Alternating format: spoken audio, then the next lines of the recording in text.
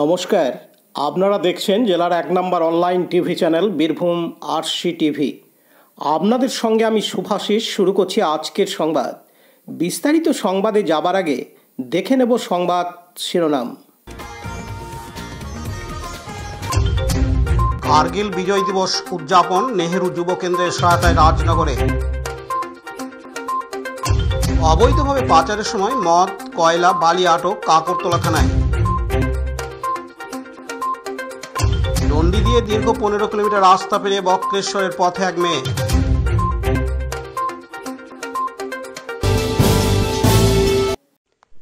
গতকাল শনিবার 26শে জুলাই ছিল কার্গিল বিজয় দিবস।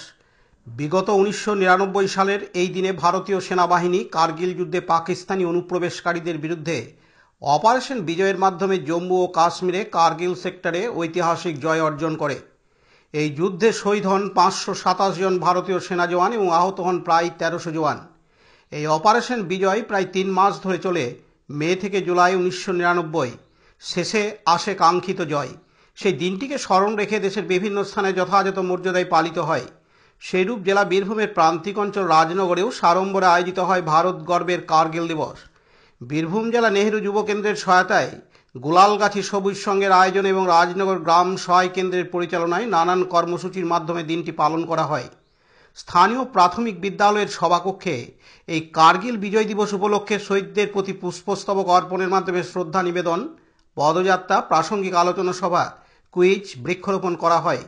অনুষ্ঠানে উপস্থিত ছিলেন স্থানীয় গ্রাম পঞ্চায়েত সদস্য জগজীবন মণ্ডল, বাচিক শিল্পী প্রভাত দত্ত, রাজনগর গ্রাম সহায়তা কেন্দ্রের সম্পাদক তথা শিক্ষক উত্তম কুমার মণ্ডল, সংঘনেত্রী সুমনা মণ্ডল সহ এলাকার বিভিন্ন বিশিষ্টজনেরা। এদিন দেশের বীর শহীদদের ত্যাগ এবং দেশের জন্য তাদের অমর কীর্তি প্রচার করা হয়।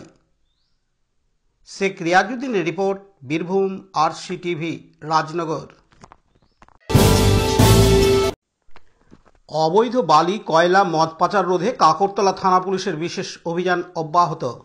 সেইরূপ গত শুক্রবার 25শে জুলাই রাতভর বিশেষ নজরদারি চালিয়ে অবৈধ মদসহ 2 জন পাচারকারী, বালি ভর্তি 2টি ট্রাক্টর এবং কয়লা ভর্তি 2টি মোটর বাইক বাজেয়াপ্ত করে কাকরতলা থানার পুলিশ। জানা যায়, স্থানীয় থানার কদমডাঙ্গা গ্রাম থেকে উজ্জ্বল মণ্ডলকে 12 লিটার অবৈধ মদ এবং পার্শ্বনী গ্রাম থেকে নরেশ দাসকে 19 লিটার অবৈধ মদসহ হাতে নাতে ধরে ফেলে। গতকাল শনিবার 26শে জুলাই ধৃতদের দুবরাজপুর আদালতে তোলা হয়। অন্যদিকে পৃথকভাবে হিংলো নদীর ঘাট থেকে রসা যাবার পথে একটি এবং কল্যাণপুর যাবার পথে একটি অবৈধ বালি ভর্তি ট্রাক্টরকে পুলিশ ধাওয়া করে। পুলিশের তাড়া খেয়ে চালকেরা পালিয়ে যায়, তবে অবৈধ বালি ভর্তি ট্রাক্টর 2টি বাজেয়াপ্ত করে। জানা গেছে, হরি একতলা গ্রাম থেকে 5 কুইন্টাল কয়লা ভর্তি এবং অপরটি কৈথি গ্রাম এলাকা থেকে 4 কুইন্টাল কয়লা ভর্তি অবস্থায় উদ্ধার করে। ট্রাক্টর 2টির ন্যায় মোটরসাইকেল 2টির মালিকের নামেও মামলা রুজু করা হয়েছে বলে পুলিশ সূত্রে জানা যায়। শেখ রিয়াজউদ্দিনের report, Birbhum RC TV, Kakartala. শুধুমাত্র মনের জোর, দৃঢ় সংকল্প এবং ভগবান শিবের উপর দৃঢ় বিশ্বাস নিয়ে বনের সুস্থতা, পরিবারের মঙ্গল কামনায় দীর্ঘ 15 কিলোমিটার রাস্তা দণ্ডি দিয়ে বাবা বক্রেশ্বরের মাথায় জল ঢালতে আসছে বীরভূমের চন্দ্রপুর থানার অন্তর্গত সাজিনা গ্রামের 14 বছর বয়সী মন্দিরা মণ্ডল। তার এই যাত্রাপথে তার সঙ্গী তার মা। মন্দিরা মণ্ডল গতকাল শনিবার 26শে জুলাই সাজিনা গ্রাম থেকে দণ্ডি দিয়ে বক্রেশ্বরের উদ্দেশ্যে রওনা হয়েছে। মন্দিরা মণ্ডল লাঙ্গুলিয়া উচ্চ বিদ্যালয়ের 8ম শ্রেণীর পাঠরত ছাত্রী।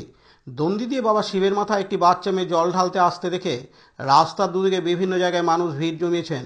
তার এই দৃঢ় সংকল্প ও মানত মানুষের মধ্যে যথেষ্ট উৎসাহ জুগিয়েছে। বক্রেশ্বর। আচ্ছা, উদ্দেশ্যটা কি দণ্ডি দিয়ে?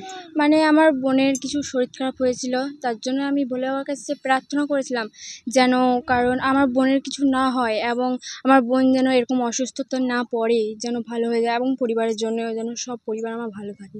15 কিলোমিটার। আচ্ছা, আপনি জল কবে ঢালবেন? কাল সোমবার। আপনি বেরিয়েছেন কবে?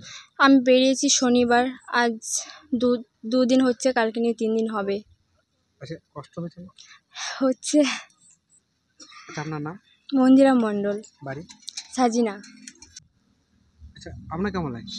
আমাকে ভালোই লাগছে, কোনো খারাপ লাগে না, কিন্তু একটু কষ্ট লাগছে, আমার মনেও লাগছে মা বেটি, কিন্তু আমার খুব কষ্ট হচ্ছে। কি মেয়ে আমার এখনও যেতে পারবে কি পারবে না জানি না, কিন্তু বাবা দেখি কত দূর টানছে, সেটাই আমি প্রার্থনা করি যেন বাবার কাছে বসতে পারি। কাল থেকে খাওয়া নাই, আমার ভাই বোন কাকি কাকিমা সবাই সাহায্য করছে অনেক। কিন্তু দেখি এবার বাবা কত দূর টানে। আচ্ছা, আপনারা কোথা থেকে আসছেন? সাজিনা থেকে আপনারা যাবেন কোথায়? বকচর, ক কিলোমিটার হবে? 15 কিলোমিটার। আচ্ছা, এই গন্ডি দেওয়ার উদ্দেশ্যটা কি? উদ্দেশ্য হলো আমার মেয়ে এটা করেছে, বলছে বোনের অনেক শরীর খারাপ হয়েছিল, বর্ধমানে ভর্তি ছিল 7 দিন থেকে, নিয়ে এখন ভালো হয়ে গেছে। সেই জন্য মা বলছে মা আমি এটা শুট করিয়ে দেবে তাহলে আপনারা বক্রেশ্বর কবে পর্যন্ত? কালকে সোম। আপনার নাম? আমার নাম দীপালি মণ্ডল, বাড়ি? সাজিনা। সোমনাথের report, Birbhum RC TV, Bakreshwar.